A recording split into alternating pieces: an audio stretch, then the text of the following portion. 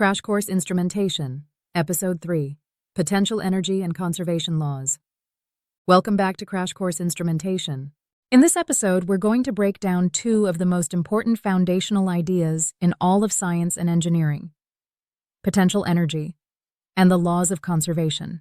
These are key to understanding how energy moves, changes form, and ultimately powers the systems we work with in instrumentation and control. Let's start with something simple. A 30-key iron weight sitting on the floor. It's heavy, sure, but is it dangerous? Not really. Now imagine lifting that same weight up onto a shelf. Suddenly it feels a bit more risky. If it falls, it could definitely do some damage. Lift it to the top of a tall building, and now it's downright hazardous. What changed? Not the mass, it's still 30 kg. What changed is its wedge potential to cause motion, or more specifically, to transfer energy by falling. That's the essence of wedge potential energy. Stored energy based on position. The higher the weight is, the more gravitational potential energy it has, because it has the capacity to do more work if it falls. Now let's tie this into instrumentation and electrical systems. Just like gravity gives mass potential energy based on height, electric fields give electric charges potential energy based on their position. If you have a positive charge in an electric field, it wants to move, just like the weight wants to fall. Moving that charge against the field, like lifting the weight, takes energy, and storing it in that new position creates potential energy. This potential energy in electrical terms is called electric potential. And when we talk about the difference in electric potential between 2 points, we call it voltage. It's just like saying one shelf is higher than another. Voltage tells us how much potential energy per unit of charge is available to move from one point to another. Let's take it a step further.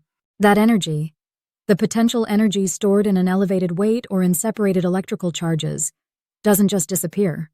If the weight falls, it converts that potential energy into kinetic energy, the energy of motion. When it hits the ground, that energy might become heat, sound, or even cause mechanical damage. But it's not gone. It just changed form. This brings us to our second big idea, the law of conservation of energy. Energy cannot be created or destroyed. It can only change form. Whether it's mechanical, electrical, thermal, or chemical, the total amount of energy in a closed system remains constant. Here's a practical example. Let's say you lift that same 30-kilo weight onto a shelf.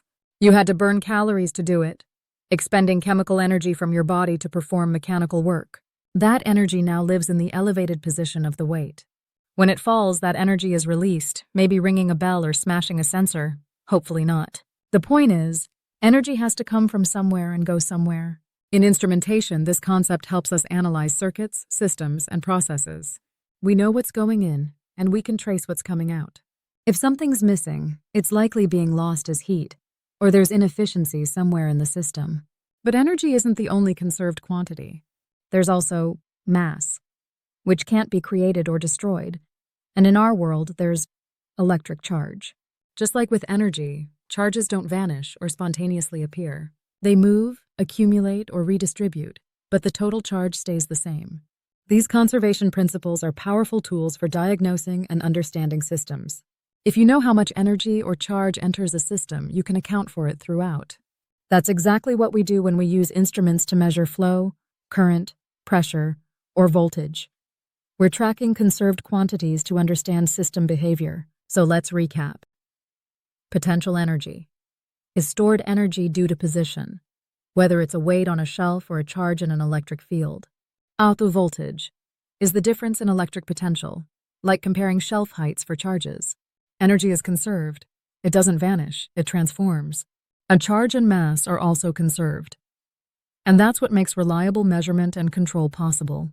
These aren't just abstract physics concepts. They're the backbone of every electrical and process control system you'll ever work with. Thanks for watching Crash Course Instrumentation. In the next episode, we'll dig into electric potential and voltage in more detail, how it works, how we measure it, and why it matters. Don't forget to like, subscribe, and share with someone who's still trying to figure out why voltage isn't a thing you can find at a point. See you next time.